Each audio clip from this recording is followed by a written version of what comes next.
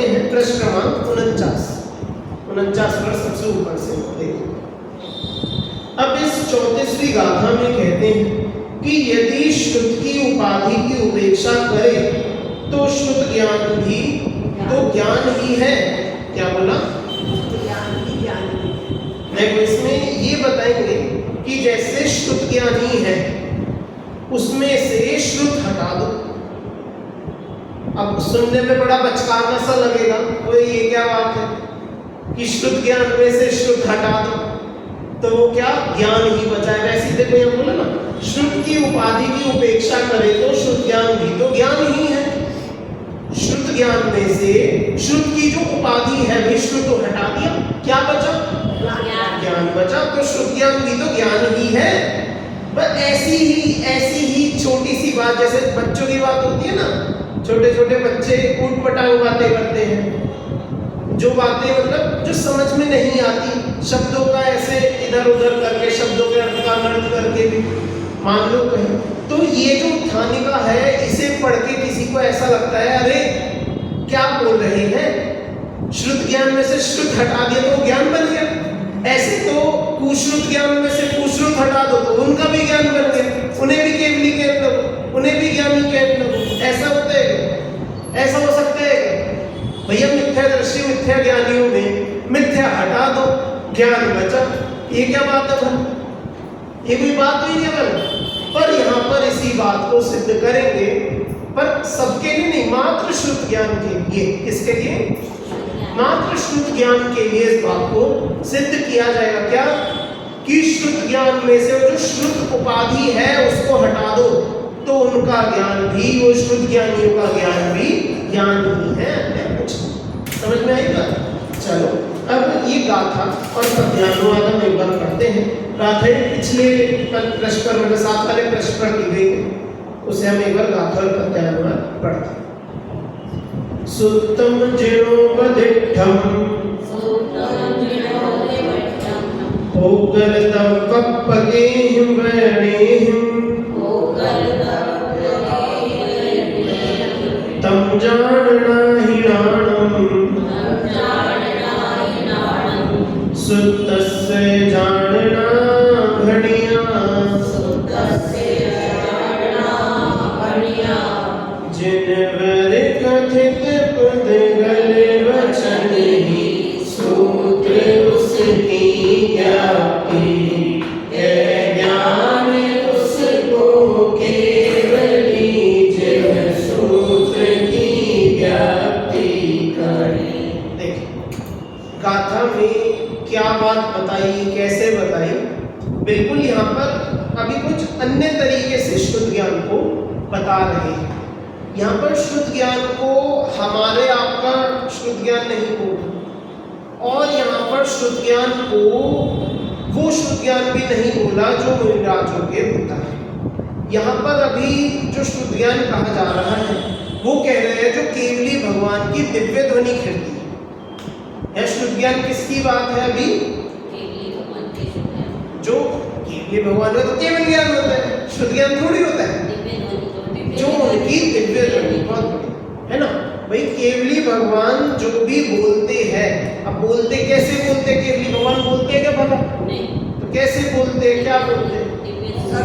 कि उनकी ओंकारमयी उद्गल शब्दवर्णा रूपी ऐसी एक जो दिव्य ध्वनि होती है जिससे सभी जीवों के प्रश्नों का समाधान हो जाता है, ऐसी दिव्य ध्वनि, उसको यहाँ पर बोल रहे हैं सूत्र ज्ञान, श्रुत ज्ञान। क्या बोल रहे हैं? सूत्र ज्ञान। भैया जो जिनवाणी है हम उसे सूत्र बोलते हैं। क्यों बोलते हैं सूत्र? हाँ मतलब भाई श्रुत ज्ञान सूत्र क्यों बोलते हैं ये? ऐसा क्यों? क्योंकि ठीक है, क्योंकि जो शब्दों को जो लिखा गया है कहीं ऐसे फैले हुए नहीं है, शब्द पंक्तिबद्ध है, शब्द क्रम से है, बंधे हुए हैं, और उन जो वो बंधे हुए हैं उसको सूत्र कहा जाता है, इसलिए कहते हैं सूत्र, है ना। अब देखो यहाँ पर क्या बोल रहे हैं, देखो जो जिनवर कथित उद्गल वचन ही सूत्र, क्या बोला? जिनवर कथित, जो ये बोला ना, जिनोवदिष्टम, जिन उपदिष्टम, गाथा में देखो, जिनोवदिष्टम मतलब जिन उपदिष्टम मतलब जिनवर द्वारा कहे गए। जिनवर ने क्या कहे? सुत्तम, क्या बोले? सूत्र बोले। वे कैसे हैं? पोगल दप्पगेहिम, कैसे है वे सूत्र? उद्गल वर्गणा रूप, पोगल दप्प उद्गल द्रव्य पगेहिम, उद्गल द्रव्य रूप है ना। और क्या बोला कि उनकी आगे बताया ना, तम जानना ही नाणम, कि उनका जो जानना, उनकी ज्ञप्ति होना, उसको ज्ञान कहते हैं, है ना। और उसके बाद क्या बोला कि ज्ञप्ति ही ज्ञान है, उसको केवली जिन सूत्र की ज्ञप्ति है। देखो इसका सीधा सा इतना सा कहेंगे, उद्गल द्रव्यात्मक वचनों के रूप में जिनेंद्र भगवान द्वारा कहे गए वस्तु स्वरूप के ज्ञान को सूत्र की ज्ञप्ति अर्थात शुद्ध ज्ञान कहा जाता है।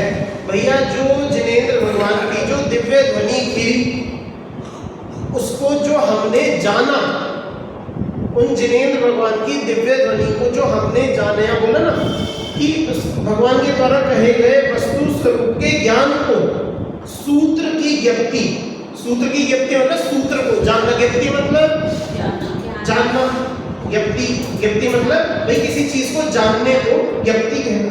तो जो जिनेंद्र भगवान की कही गई जो सूत्र है, उनको जानने को शुद्ध ज्ञान कहते हैं। समझ में आया? क्या समझ में आया?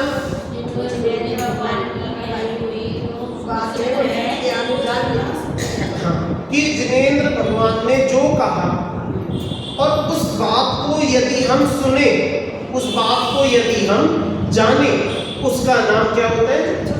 उसका नाम शुद्ध ज्ञान होता है। अब गाथा में तो इतनी सी बात बताई, यहाँ तो कुछ कह ही नहीं रहे कि शुद्ध ज्ञान केवली भगवान जैसे।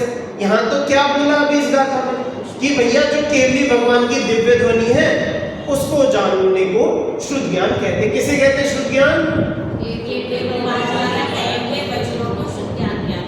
उनको जानना, केवली भगवान द्वारा कहे गए वचनों को जानना। ज्ञप्ति बोला ना, ज्ञप्ति का मतलब क्या? कि उनको जानना, उसको क्या बोला? उसको शुद्ध ज्ञान कहा जाता है। ठीक है, ये बात हमें बात बताइए। अब भैया इससे ये बात कहां से निकलेगी कि शुद्ध ज्ञान ही केवल ज्ञान जैसा समान है, कि शुद्ध ज्ञान का जो ज्ञान है, केवली का जो ज्ञान है वो एक जैसे, ये बात कहां से आएगी? बिल्कुल बात सही है। इन्होंने बोला कि भैया वो जो हम जान रहे हैं वो केवली भगवान की तो बात है, तो वैसा ही होना चाहिए। चलो ठीक है, ये बिल्कुल सही है, पर इसके अलावा भी अन्य भी दो बात और है। तर्क और युक्ति से इस बात को सिद्ध यहाँ पर करते हैं कि जो उनके द्वारा कही गई बात है, वो जिनवाणी है, जो शुद्ध है, उसको जो जाना, उसको शुद्ध ज्ञान कहते हैं। और वो ज्ञान भी उन जैसा ही है। अब देखो कैसे कहते हैं, इसके ये टीका में हम देखते हैं। उक्त गाथा का भाव तत्व प्रदीपिका में आचार्य विरचन ने इस प्रकार स्पष्ट किया है। प्रथम तो श्रुत ही सूत्र है। क्या बोला? जो श्रुत है, मतलब श्रुत और सूत्र एक ही है। जहां श्रुत बोल रहे हैं वो सूत्र बोलना, श्रुत बोलना, वो बात एक ही है। ठीक है, प्रथम तो श्रुत ही सूत्र है, और वह सूत्र भगवान अरहंत सर्वज्ञ द्वारा स्वयं जानकर उपदिष्ट स्यात्कार चिन्ह पौद्गलिक शब्द ब्रह्म है। क्या बोला भैया? वो जो सूत्र है वो कैसे है? जो केवली भगवान की दिव्य ध्वनि है वो कैसी है? देखो यहाँ क्या कहती है कि एक तो भगवान अरिहंत सर्वज्ञ द्वारा कही गई, जो अरिहंत परमेश्वर की जो मतलब सर्वज्ञ होने चाहिए, वे अरिहंत होने चाहिए, ऐसे भगवान सर्वज्ञ अरिहंत के द्वारा कही गई है। उनके द्वारा स्वयं जानकर उपदिष्ट, कि पहले उन्होंने सब कुछ जाना, जो वो दिव्य ध्वनि में आ रहे उस बात को उन्होंने पहले स्वयं जाना, उसके बाद वह कही गई। उसके अलावा स्यात्कार चिन्ह युक्त, कि स्याद्वाद युक्त है। हर कथन में उनके स्यात् लगा है। स्यात् मतलब अपेक्षा से कोई भी बात को परम सत्य या एक मतलब एक रूप से यहाँ पर एकांत से सत्य नहीं कहते हैं। हर कथन में स्यात् पद जरूर लगा होता है। ठीक है, तो स्यात् का चिन्ह युक्त है और पौद्गलिक शब्द भ्रम है। अब ये क्या है? पौद्गलिक जानते हो? पुद्गल क्या होता है? पुद्गल क्या होता है भैया? जिसमें स्पर्शस गंध वर्ण उन्हें पुद्गल कहते हैं। तो इनकी जो दिव्य ध्वनि वे कैसी है कि पौद्गलिक मतलब पुद्गल है। जो शब्द भ्रम है ना, मतलब यहाँ पर शब्द भ्रम उसे कहा जाता है जो शब्द हमें आत्मा की ओर ले जाए। ऐसे शब्द जो हमें अपनी आत्मा की ओर ले जाए, उन शब्दों को शब्द भ्रम कहते हैं। अब ये जो पौद्गलिक क्यों बोला? क्योंकि जो बातें हम कानों से सुन सकते हैं वे पुद्गल के ही होते हैं। जो वचन है ना, जो शब्द वर्गणाएं हैं, जो वचन है, तो कान से सुनी जाने वाली सारी बातें पुद्गल ही हो सकती है। कान से हम बिना पुद्गल के अलावा सुन ही नहीं सकते। लोग कहते हैं ना कि वो आत्मा आई थी, आत्मा हमसे बात करके गई, आत्मा ही, अरे आत्मा तो बोल ही नहीं सकती, आत्मा के पास पुद्गल ही। अब दूसरी बात यही कह लो कि आत्मा ऐसी होती ही नहीं है, बिना शरीर के भटकती नहीं, कुछ होता ही नहीं है ऐसे आत्मा। तो लेकिन बिना शब्दों के, बिना पुद्गल वर्णना के कोई बात हम सुन ही नहीं सकते, इसलिए यहाँ पर पौद्गलिक बोला। जो भी कान से सुनते हैं वो एक ही तो वही बात है। जैसे अब सुनेंगे तो कोई बोलेगा तो ही तो सुनेंगे। हाँ, उसी को तो कह रहे हैं। हमारे सुनने की वजह से पौद्गलिक नहीं है, वो पौद्गलिक है इसलिए हम सुन पा रहे हैं। ऐसा वो पहले से ही पुद्गल रूप वर्णना से आ रही है ना, इसलिए हम सुन सकते हैं, है ना। तो इसलिए यहाँ पर पौद्गलिक भी बोला। अब देखो क्या बोले, उस शब्द ब्रह्म की ज्ञप्ति जानना, मतलब ज्ञप्ति मतलब जानना, उसको क्या कहते हैं? ज्ञान कहते हैं। क्या कहते हैं? ज्ञान कहते हैं। भैया वो जो शब्द ब्रह्म को जो हम जानेंगे, जो ये भगवान की दिव्य ध्वनि को हम सुनेंगे, उसको हम क्या बोलेंगे? ज्ञान कहेंगे। और कौन सा ज्ञान लगेगा यहाँ पर? कौन सा? शुद्ध ज्ञान लगेगा। जो भगवान की दिव्य ध्वनि आई और उसको जो हमने सुना, उस सुनने को, उस जानने को शुद्ध ज्ञान कहते हैं। जो इस गाथा में अभी समझा रहे हैं, यही बात समझा रहे हैं ना गाथा में भी, कि भैया जो उस दिव्य ध्वनि को हम सुनते हैं, जानते हैं, उसे क्या कहते हैं जी? उसे शुद्ध ज्ञान कहते हैं। सबको समझ में तो आ रहा है? वैसे कि कठिन लग रहा है कुछ कठिन, कुछ फिर से बताने लायक बात कोई लग रही है क्या? है ना, समझ आ रहे हैं ना। चलो, तो देखो ये बात फिक्स हो गई। भगवान की दिव्य ध्वनि कैसी होती है?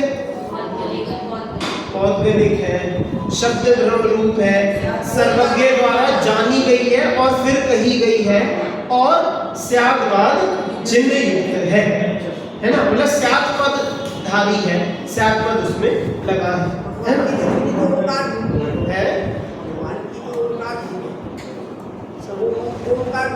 हाँ, ओंकार ध्वनि उनकी होती है ना।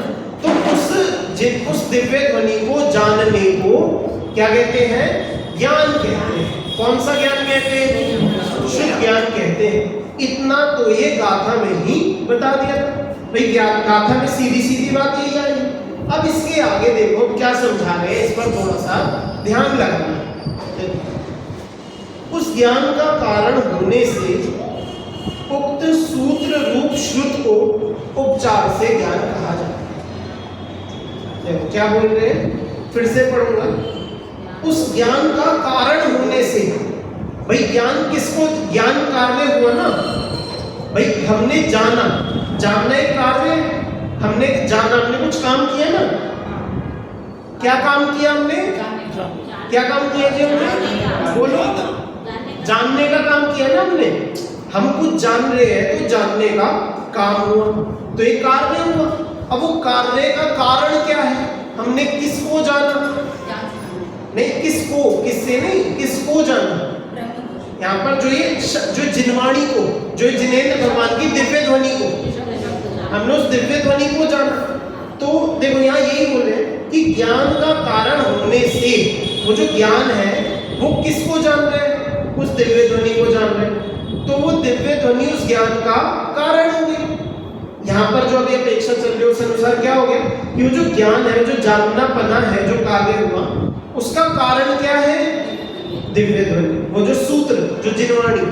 तो उन सूत्र रूप श्रुत को उपचार से ज्ञान कहा जाता है भैया, क्योंकि कारण कार्य, अभी हमने पीछे पढ़ा था, याद है किसी को, कारण कार्य संबंध से हमने कि कुछ बात सिद्ध की थी, किसी को ख्याल है क्या, कोई बता। कार्य कारण संबंध से हमने उस जो पदार्थ को, अब कुछ याद है, ज्ञान में झलकता है, दर्पण में झलकता है, तो उससे क्या, कुछ तो बताओ, कोई तो बताओ, किसी को ख्याल होगा। प्रतिबिंब तो झलकता है, वहां पर कारण कार्य से सिद्ध किया गया था। वहां पर हमने ये सिद्ध किया था कि जो ज्ञान में ज्ञानाकार झलक रहे हैं वो उन पदार्थों के कारण से झलक रहे हैं, क्योंकि पदार्थों के प्रतिबिंब, और उनमें कारण कार्य होने से हमने ये सिद्ध किया था कि वो ज्ञान में वे व्याप्त है और ज्ञान उन सभी पदार्थों में व्याप्त है। हमने ये ख्याल आया, कारण कार्य से कैसे हम उनमें व्यवहार से ही सही, निमित्त रूप से ही सही, एक ही भाव हम स्थापित करते हैं। तो ऐसे यहाँ बोल रहे हैं कि क्योंकि जो हमारा ज्ञान है उसने उस जिनवाणी को जाना, तो वह जिनवाणी भी कारण कार्य संबंध से क्या हो गई, ज्ञान हो गई। क्या हो गई, ज्ञान हो गई। ठीक है, अब आगे देखो, इस प्रकार यह फलित हुआ कि सूत्र की व्यक्ति ही शुद्ध ज्ञान है। क्या बोला, सूत्र मतलब जो जिनवाणी, सूत्र मतलब जो भगवान की दिव्य ध्वनि, जो जिनवाणी। तो सूत्र की व्यक्ति मतलब सूत्र को जानना ही शुद्ध ज्ञान है, इससे ये हमें समझना। ठीक है, अब ये भी कहो हमें काफी हद तक ये बात भी गाथा में ही मिल गई थी, समझ में आ गई थी कि जिनवाणी को जानना ही शुद्ध ज्ञान हो, तो ये बात भी गाथा में आ गई। देखो, अब यदि उपाधि होने से सूत्र का आदर ना किया जाए, क्या बोल रहे हैं, सूत्र का आदर ना किया जाए।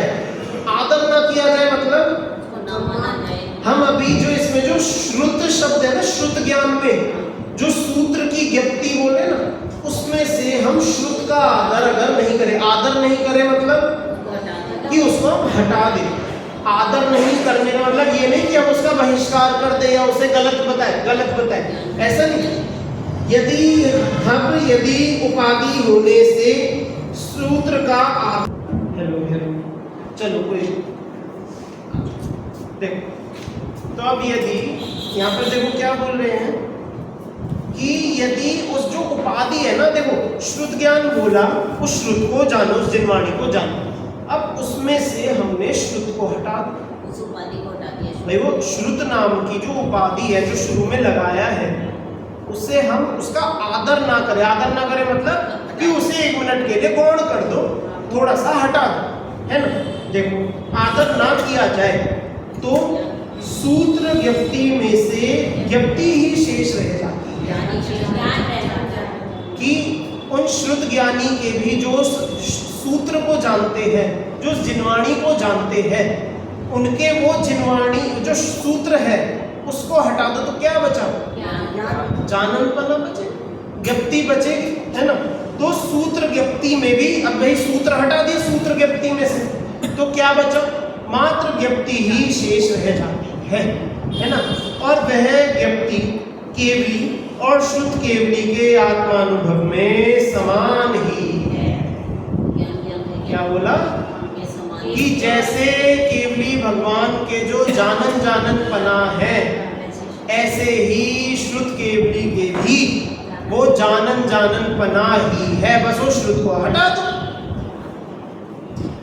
क्या बोल रहे हैं, बस वो श्रुत को आप मत देखो, हटा दो, तो फिर क्या बचा, श्रुत केवली में से अगर हम श्रुत को हटा दें तो क्या बचा उनमें, केवलीपना ही तो बचा।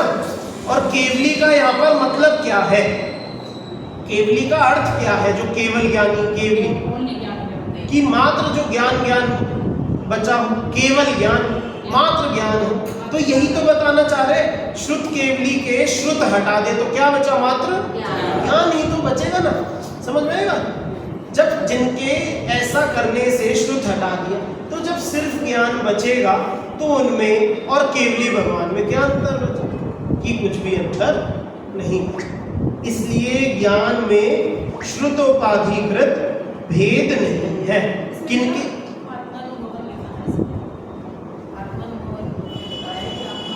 हाँ, मतलब वही तो बता रहे कि जो आत्मा के जानने रूप में जो ज्ञानपना है उनमें कोई अंतर भाई। देखो, ये हम पीछे देख आए थे जो केवल ज्ञानी वाला, कि केवल ज्ञानी का केवल ज्ञान सर्वलोक को जानने से केवलीपना नहीं है, उनकी आत्मा को जानने में है। वो केवलीपने का इस्तेमाल अपनी आत्मा को जानने में करते, इसलिए वो केवली कहलाए। समझ में आएगा? ये बात तो पहले मतलब ये अपने दिमाग में क्लियर रखो। जैसे केवली और शुद्ध केवली का आत्मा तो समान ही है ना। वही तो बता रहे कि जो शुद्ध केवली है वो भी अपनी आत्मा को जान रहे, शुद्ध के माध्यम से जान रहे, और जो केवली है वो भी अपने आत्मा को ही जान रहे हो, केवलीपने से मतलब ज्ञानपने से जान। तो जब दोनों ही अपनी आत्मा को ही मात्र जानते हैं, तो उनके ज्ञान में क्या अंतर है? वो देखो यहाँ पर बस इतना सा समझाना है, ये जो अंतिम लाइन पढ़ी ना, इसलिए ज्ञान में श्रुतोपाधिकृत भेद नहीं है। क्या बोला? श्रुतोपाधिकृत, जो श्रुत लगा के वो श्रुत केवली उन केवली से थोड़े छोटे हो जाते हैं, उनके अपनी आत्मा को जानने में कुछ कमी रह जाती है, कुछ कम जानते हो, हल्का जानते हो, कुछ ओछा जानते हो, अशुद्ध जानते हो, तो ये सारी भ्रांतियां दूर हो जाती है। इसका मतलब क्या है कि श्रुत केवली भी केवली की तरह ही अपनी आत्मा को पूर्ण रूप से जानते हैं। समझ में आई बात? श्रुत केवली भी अपनी आत्मा को पूर्ण रूप से जानते हैं, केवली की तरह ही, उनमें कोई अंतर नहीं।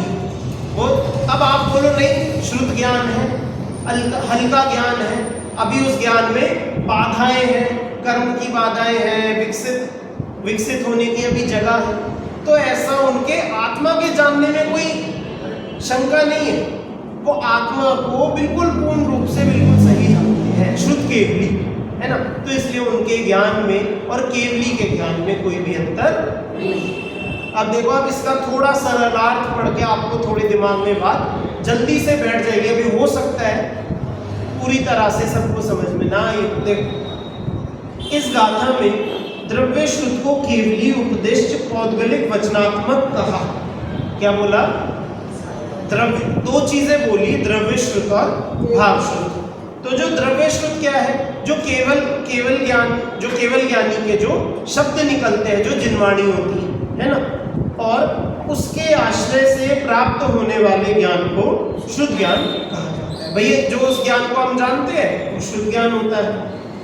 इसकी व्याख्या करते हुए टीका में यह कहा गया है कि श्रुत अर्थात निमित्त रूप द्रव्य श्रुत को गौण कर दे तो शुद्ध ज्ञान भी तो ज्ञान ही है। भैया, आप जिनवाणी को पढ़ रहे हैं, भैया आप शुद्ध केवली का क्या अपराध है कि उन्होंने इस जिनवाणी को पढ़ के भगवान की दिव्य ध्वनि को सुन के अपनी आत्मा को जाना, तो उनके ज्ञान में ऐसी क्या दिक्कत है? उन्होंने ऐसा क्या दोष कर दिया कि तुम उन्हें श्रुत ज्ञानी कह के छोटा बना दो? बताओ क्या गलती? कि कोई अपराध नहीं है, कोई दोष नहीं। श्रुत ज्ञानी भी अपनी आत्मा को उतना ही जानता है जितना केवली भगवान जानता है। समझ में आई बात? देखो, यहाँ यही तो बोल रहे हैं। व्याख्या करते हुए टीका में कहा गया है कि श्रुत अर्थात निमित्त रूप द्रव्य श्रुत को गौण कर दे तो शुद्ध ज्ञान भी तो ज्ञान ही है। भैया, वो एक निमित्त है। जिनवाणी से जो हमने आत्मा को जाना, अब क्या जिनवाणी आके बैठ गई क्या? उन उद्गल के माध्यम से हम आत्मा को जानते हैं क्या? कि वो तो मात्र निमित्त है। तो श्रुत ज्ञान में से जो श्रुतपना है वो तो अपने आप ही हट जाता, वो तो पहले ही पर है। तो उसको हटा के क्या बचा कि मात्र ज्ञान ही तो बचेगा। देखो आप, केवल ज्ञान भी ज्ञान है और शुद्ध ज्ञान भी ज्ञान है। क्या बोला जी? ये केवल ज्ञान भी ज्ञान है, शुद्ध ज्ञान भी ज्ञान है। इस प्रकार केवल ज्ञान से आत्मा को जानना भी ज्ञान से जानना है और शुद्ध ज्ञान से आत्मा को जानना भी ज्ञान से ही जानना है। देखो फिर से बोलते हैं वाक्य, इस प्रकार केवल ज्ञान से आत्मा को जानना भी ज्ञान से जानना है और शुद्ध ज्ञान से आत्मा को जानना भी ज्ञान से जानना है। समझ में आया भैया? किसी, चाहे केवल ज्ञान हो चाहे शुद्ध ज्ञान हो, किसी से भी आत्मा को जाने, वो दोनों ही ज्ञान से ही जानते हैं। दोनों किससे जानते हैं? ज्ञान से ही जानते हैं। केवली और शुद्ध केवली दोनों ही अपने आत्मा को ज्ञान से ही जानते हैं, अतः उन दोनों की आत्मा को जानने में कोई अंतर नहीं है। क्या है? कोई अंतर है क्या? नहीं है। इसलिए निष्कर्ष के रूप में कहा जा सकता है कि ज्ञान में शुद्ध उपाधिकृत भेद नहीं है। क्या बोला? जो ये शुद्ध लगाकर हम उस शुद्ध केवली को हम बोलते कि भैया तो केवली नहीं है, तो वो कोई अंतर उनमें नहीं है। दोनों का आत्मा को जानना बिल्कुल बराबर है। समझ में आई बात? बिल्कुल स्पष्ट सबको समझ में आई कि कुछ करूं? इसमें द्वादशांग की कोई अपेक्षा नहीं है ना, इसमें तो आत्मा की अपेक्षा है। द्वादशांग की तो बात ही नहीं है। इसमें आत्मा देखो हाँ वो ठीक है, देखो मैं बताता हूँ। द्वादशांग को तो भी बिल्कुल हटा। यहाँ पर भगवान की दिव्य ध्वनि से संबंध ये है कि जो हमें अपनी आत्मा को जानने का मार्ग मिला है वो भगवान की दिव्य ध्वनि से। हम अपना कल्याण कैसे करें, कहाँ से पता लगेगा? कौन बताएगा हमें? जैसे अभी पाठशाला में मैं अभी बच्चों को पढ़ा रहा था, उसका पंचपरमेष्ठी वाला पाठ पढ़ा रहा था, उसमें आचार्य परमेष्ठी की बात आई। तो उसमें को परिभाषा में आचार्य परमेष्ठी की उसमें को लाइन है कि दीक्षा लेने वाले को योग्य जान दीक्षा देते हैं। तो बच्चे पूछने लगे इसका क्या मतलब है? तो मैंने ऐसे बताया कि ऐसा नहीं होता कि कोई भी जाकर अपने कपड़े उतारे, घर छोड़ के भाग गए और जंगल में जाके बैठ गए और मुनिराज बन गए, है ना? अगर हमें दीक्षा लेनी है तो किसी ना किसी आचार्य के पास ही लेनी पड़ती है। यदि हमें मुनि बनना है तो फिर हमें किसी आचार्य के पास जाना पड़ेगा। अब एक बच्ची पूछने लगी कि भैया ऐसे तो किसी ने किसी से दीक्षा ली, किसी ने किसी से दीक्षा ली, तो सबसे पहले दीक्षा किसने ली होगी? सबसे पहले कोई तो होंगे भाई। बिल्कुल बच्ची ने बिल्कुल वही पते की बात पूछी कि ऐसे तो कोई तो पहले रहे होंगे जिन्होंने दीक्षा ली होगी किसी, अब उन्होंने किससे ली होगी? तो फिर मैंने बताया कि जो तीर्थंकर होते हैं वे स्वयंभू होते हैं। क्या होते हैं? स्वयंभू। जानते होंगे आप? स्वयंभू मतलब कि वे स्वयं दीक्षित होते हैं। वे खुद ही दीक्षा धारण करते हैं, अन्य किसी के सामने वे झुकते नहीं, है ना? तो उन्होंने दीक्षा ले ली।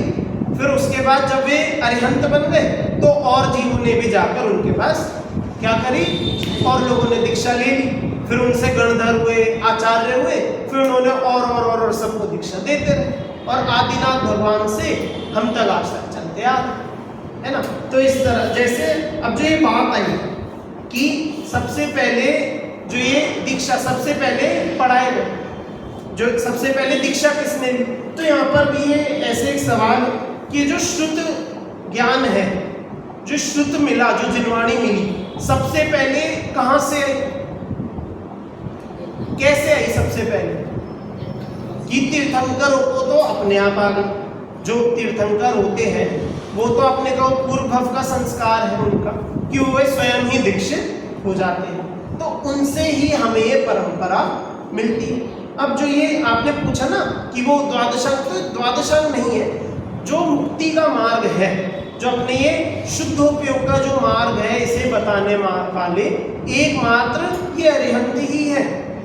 ये केवली भगवान कहो, इस काल के आदिनाथ भगवान जो, तो सबसे पहले इस भारत क्षेत्र में किसने बताया ये कल्याण का मार्ग? आदिनाथ भगवान ने बताया। उनसे पहले तो कुछ था ही नहीं, लोक भूमि, कौन बताता? तो अरिहंतों के माध्यम से ही हमें जो ये मार्ग है वो मिलता है। अब इनके मिले बिना तो हमें काम हो नहीं सकता कुछ भाई। इन अरिहंतों के जब तक हमें उनसे ये उपदेश नहीं मिलेगा तब तक तो हम अपना कल्याण करेंगे। तो फिर जो ये श्रुत केवली भी है, श्रुत केवली बनेंगे कैसे? कि श्रुत की वजह से। उनके श्रुत केवली बनने में श्रुत ही निमित्त है, जिनेंद्र भगवान की वाणी ही निमित्त है। उसके बिना के वो श्रुत केवली पना भी नहीं आ पाएगा। समझ में आई बात क्या कह रहा हूँ? द्वादशांग यहाँ पर है ही नहीं, यहाँ तो मात्र जो अपना कल्याण की बात है, अपने जो शुद्धोपयोग। क्योंकि अपना जो शुरू से जो छठवीं गाथा में ख्याल है, मंगलाचरण के बाद सबसे पहली गाथा में क्या आया था? वो उपयोग के बारे में आया था कि जो जीव शुद्ध उपयोग करता है उसका ऐसा होता है, और जो अशुद्ध उपयोग करता है उसका याद है, ख्याल में ना? तो पूरा इस जो जिनवाणी है, प्रवचन सार है, इसमें पूरा उसी शुद्धोपयोग की ही चर्चा है, उस शुद्धोपयोग की ओर ही ले जाया जा रहा है ना? तो इसका जो उपदेश है वो भी हमें इन्हीं केवली से ही, तो शुद्ध केवली पना भी, और उसे अब फलितार्थ रूप में कहे जो कि उसके माध्यम से ही हम सच्चे केवली बन पाएंगे। तो यदि हमें मोक्ष की प्राप्ति करनी है, जो हमें ये केवल ज्ञान की यदि प्राप्ति करनी है, तो हमें इन भगवान का उपदेश ही कार्यकारी है। हमें इन अरिहंत भगवान की दिव्य ध्वनि ही कार्यकारी है। इसे सुने बिना तो कुछ भी नहीं मिलेगा, है ना? क्योंकि जब पहले सुनेंगे तब उससे आत्मा को जानेंगे, और तभी तो श्रुत को गौण करेंगे। पहले उसे होना पड़ेगा ना, तब तो गौण होगी, तब तो हम उसे हटाएंगे।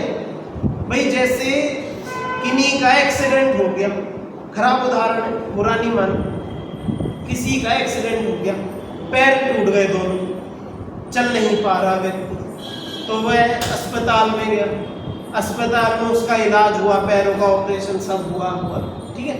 उसके बाद अब उसकी चलने की वो होती है, जो थेरेपी होती है, फिजियोथेरेपी, वो चालू कर। पहले उसे बहुत धीरे धीरे दो व्यक्ति पकड़ के धीरे धीरे चलवाएंगे, फिर वो, हाँ मतलब अलग अलग चीज़ें आती हैं, सब वो स्टैंड सा होता है, दो रेलिंग सी बनी होती है, उसे पकड़ पकड़ के फिर धीरे धीरे खुद चलते हैं, फिर धीरे धीरे वो बड़े वाले वॉकर लेके चलते हैं, फिर जब वॉकर खत्म हो जाए तो एक सिंगल लाठी लेकर चलते हैं, फिर जब उसकी भी जरूरत ना पड़े तो उसे क्या करते हैं, उठा के क्यों रख देते हैं? भैया उसकी मदद से तो चल रहे थे, उस छड़ी की वजह से, वॉकर की वजह से, जिन लोगों ने आपको उठने में मदद करी उनकी वजह से तो चल रहे थे। अब आपने उनको छोड़ दिया। क्यों छोड़ दिया? क्योंकि अब उनकी जरूरत ही नहीं है, अब तो हम खुद चल सकते हैं। समझ में आई बात क्या कह रहा हूँ? बात समझे यहाँ पे क्या कहना चाह रहा हूँ कि भैया जिनवाणी के माध्यम से हम अपनी आत्मा को जानते हैं, जान सकते हैं, लेकिन जब हम अपनी आत्मा को प्रत्यक्ष ही देखने लगे तो फिर जिनवाणी का काम ही नहीं। भाई जिनवाणी से हमने समझ लिया कि ऐसे ऐसे करना, अब हम ऐसे वही काम करने लगे, तो जिनवाणी का क्या कार्य? तो इसलिए उसमें से जो श्रुत, जो सूत्र है, इसलिए यहाँ बोला हो सूत्र रूपी, जो श्रुत रूपी उपाधि है उसका अनादर कर दे।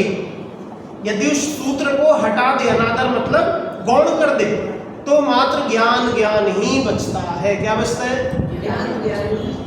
मात्र वो ज्ञप्ति ही बचती है, और वह ज्ञप्ति केवली भगवान जैसी ही है। वो जो जाननपना है, आत्मा का जाननपना, श्रुत केवली और केवली दोनों के ही समझ में आएगा, उन दोनों में कोई भी अंतर। चलिए, ये गाथा का सबको भाव आ गया समझ में ना? चलिए देखो आगे देखते हैं। देखिए, विगत गाथा में श्रुत ज्ञान में श्रुतोपाधि का निषेध किया। क्या किया भाई? श्रुत ज्ञान में श्रुत का हम निषेध करें, श्रुत रूपी उपाधि का निषेध किया, द्रव्य श्रुत का निषेध किया, द्रव्य श्रुत रूप निमित्त का निषेध किया। समझ में आया कि वो जो द्रव्य श्रुत रूप निमित्त है वो भी हटा दिया, द्रव्य श्रुत को भी गौण कर दिया, और जो श्रुतपना है उसको भी हटा दिया। बचेगा क्या? मात्र ज्ञान बचेगा, है ना? मात्र वो आत्मा का अनुभव रूपी ज्ञान बचेगा। देखिए, अब इस 35वीं गाथा में कहते हैं कि आत्मा और ज्ञान में कर्ता करण संबंधी भेद का भी निषेध करते हैं कि भैया जो तुम ज्ञान ज्ञान ज्ञान ज्ञान इतनी देर से कह रहे हो ना, ज्ञान कुछ होता नहीं है अलग से, यहाँ क्या बोल रहे हैं सब अगली गाथा में क्या बताएंगे कि जो आप ये ज्ञान बता रहे हो ना बार बार, ज्ञान ऐसा और ज्ञान वैसा, ज्ञान ये करता है, ज्ञान ये करता है, ज्ञान तो कुछ होता ही नहीं। वो ज्ञान और आत्मा एक ही है। जो जानने का कार्य है वो आत्मा है। जो ज्ञान से आत्मा नहीं होता, ज्ञान ही आत्मा होता है। ज्ञान अलग से कुछ होता ही नहीं है। अगली इस गाथा में जो इनमें आत्मा और ज्ञान में जो ये कर्ता कार्य है ना, जो कर्ता करण का जो संबंध है उसका भी निषेध करते हैं। इनका भी जो भेद है उसको नष्ट करते हैं, इनको भी हम एक करते हैं। अगली गाथा एक बार हम ये पढ़ते हैं, जितना अपने पास समय गाथा का ज्ञान हुआ एक बार देखते हैं। जो जान सोनाणम नाहवदीनानेन जान गोवादा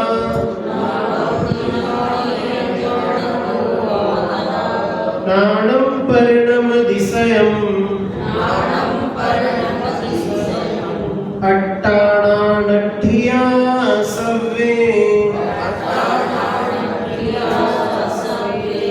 जो जानता सो ज्ञान आत्म ज्ञान से यायक नहीं, स्वयं परिणत ज्ञान में सब आत्मति धारण करे। देखो इसका हिंदी पद्य अनुवाद ही पढ़ता हूँ क्योंकि समय भी बहुत ज़्यादा नहीं है। इसकी पूरी व्याख्या तो अपन कल ही अगली कक्षा में ही देखेंगे। देखो, जो जानता है वह ज्ञान है। क्या बोला? जो सब बोलो एक बार, जो जानता है वह ज्ञान है। इसका मतलब क्या है? ज्ञान ही जानता है। अरे नहीं, यही तो बात है कि जो जानता है वो ज्ञान है। ज्ञान ही जानते ये नहीं कह रहे, जो जानता है वो ज्ञान है। मतलब आत्मा कि जो जानने की क्रिया भैया आत्मा करती है तो आत्मा ही ज्ञान है। ज्ञान जानता है ऐसा नहीं, आत्मा जानता है। और जो आत्मा का जो जाननपना है उसको ही ज्ञान कहते हैं। देखो क्या बोल रहे हैं, फिर से पढ़ता हूँ। जो जानता है वह ज्ञान है। इस बात ये बात समझ में आ रही है? क्लियर समझ आ रही है कि नहीं? पहले तो आप ये बताओ, जो जानता है वह ज्ञान है, इसका मतलब हाँ कोई है जानने वाला। हाँ भाई, जो भी है जो है वो आप भाई, जो जानता है वो ज्ञानी, ऐसा नहीं बोल रहे। ज्ञायक ऐसा नहीं बोल रहे, ज्ञाता ये भी नहीं बोल रहे। जो जानता है वो ज्ञान है। समझ में? मतलब जो ज्ञान है ना, जो ज्ञान जिसके माध्यम से जाना हो, कोई अलग कुछ नहीं है, वही है, वही आत्मा ही वह ज्ञान है। जो जानता है वह ज्ञान है। ज्ञान के देखो अब जो आगे ना ये विपरीत बात है। ज्ञान के द्वारा आत्मा ज्ञायक है ऐसा नहीं है।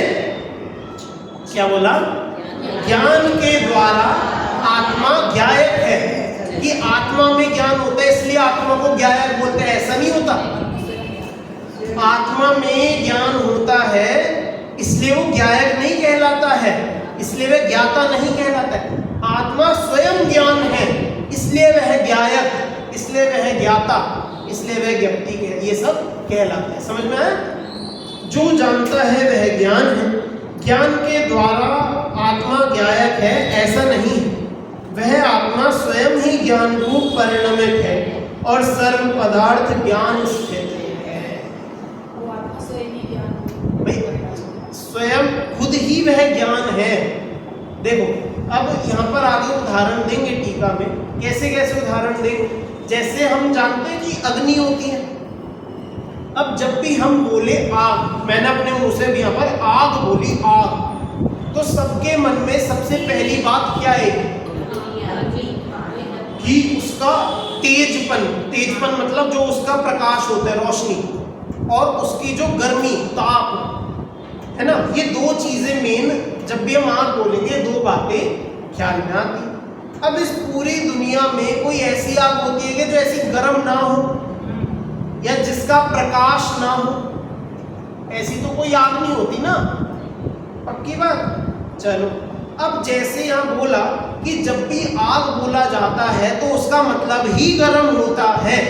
आग मतलब गर्म, हर जगह पूरी पृथ्वी में जो लोग हमसे कहीं से भी संबंधित नहीं होंगे, अगर वहां पर भी आग लगाएंगे तो आग मतलब वो गर्म ही बोलेंगे। समझ में आएगा? आग का हर जगह मतलब गर्म ही होगा, आग से हमेशा गर्मी ही उत्पन्न होगी। अब क्या आग में गर्मी कहीं से डाली जा रही है? आग में गर्मी कहीं से लाई जा रही है? ऐसा होता है कि दिन में आग लगाओ तो वो ज्यादा गर्म होगी, रात में आग लगाओ तो कम गर्म होगी।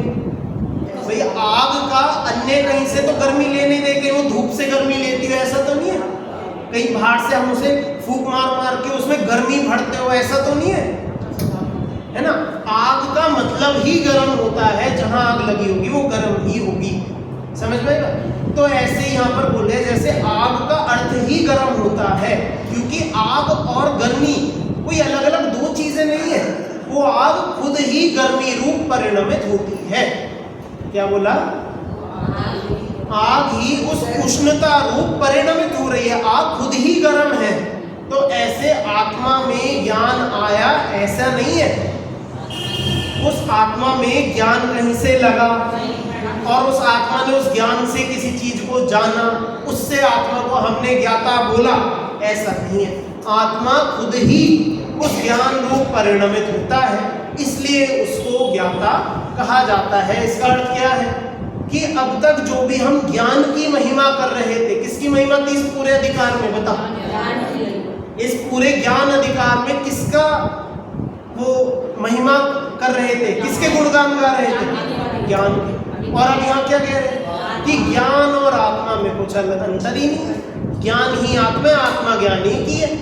तो पूरी जो भी महिमा करी ज्ञान की, तो किसकी महिमा है? तो आत्मा की ही महिमा। समझ में आई बात? जो जो अब तक ज्ञान के बारे में जो जो बातें बताई, खूब बड़ा चढ़ाकर जो भी खूब अतिशयोक्ति से भी यदि कुछ वर्णन किया हो, तो वो सब भी आत्मा की ही महिमा है। किसकी महिमा है? इसी आत्मा की है ना। तो अब देखो यहाँ पर जो टीका में एक तो ये बात आएगी कि जैसे अग्नि खुद ही गर्म है, तो ऐसे आत्मा खुद ही ज्ञान है।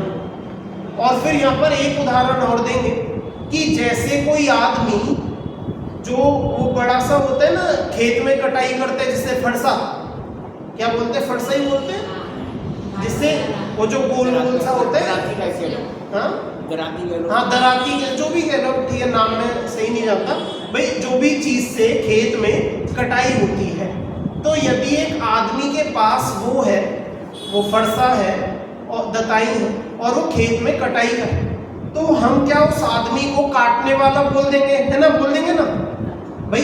यदि उस आदमी के हाथ में वो काटने वाला औजार ना हो, दरंती है, दरंती बोलते हैं, ठीक है। यदि उस आदमी के हाथ में वो दरंती ना हो, फरसा भी बोलते हैं, बहुत सारे शब्द है, ठीक है ना। हाँ, अब यदि उस आदमी के हाथ में ना हो, तो वो काटने वाला कहलाएगा क्या? नहीं। वो काटने वाला कहलाएगा क्या? नहीं कहलाएगा। तो क्या ऐसे ही यदि आत्मा में ज्ञान लगा है तो आत्मा ज्ञानी कहलाएगा क्या? ऐसा है क्या? आत्मा में ज्ञान एक औजार की तरह उसके हाथ में आ गया क्या? आत्मा को जो ज्ञान वो औजार की तरह मिला गया कि ऐसा नहीं। जैसे एक आदमी को काटने वाला हम बोल देते हैं क्योंकि उसके हाथ में वो काटने का औजार आया, ऐसे आत्मा के हाथ में ज्ञान आया इसलिए वे, ऐसा नहीं है, ऐसा नहीं है। आत्मा ही ज्ञान है। देखो, अब देखो एक बात और है, जैसा आपने बोला कि वो एक ही प्रदेश है, एक प्रदेश में है और एक प्रदेशी है, इसमें भी अंतर है। हम बोल दे कि दोनों एक जगह पर है, तो उससे तो ऐसे हम कहेंगे शरीर भी यहीं पर है, शरीर भी मैं हूँ, एक प्रदेश में होने से। लेकिन वो खुद ही एक प्रदेश में, वो खुद ही आत्मा ही ज्ञान है। जहाँ आत्मा वो ही ज्ञान है, जो आत्मा वही ज्ञान है। यदि ऐसा बोलेंगे तो हमें समझ में आएगा कि आत्मा में ज्ञान अलग से नहीं आया बाहर से, आत्मा स्वयं ही ज्ञान है। पहले दिन से हम बस यही, इसी निष्कर्ष तक हम पहुंचना चाह रहे थे कि जो जो भी ज्ञान की महिमा कहेंगे वो सब आत्मा ही है, सब आत्मा का ही है, आत्मा स्वयं ही है। तो इसकी चर्चा हम अगली कक्षा में करेंगे। आप इसे पढ़कर आए, देखकर आए, इसकी चर्चा हम देखेंगे उसमें। जी, इसमें सूत्र ज्ञान लिखा है, सूत्र ज्ञान समझता है। ज्ञान तो हम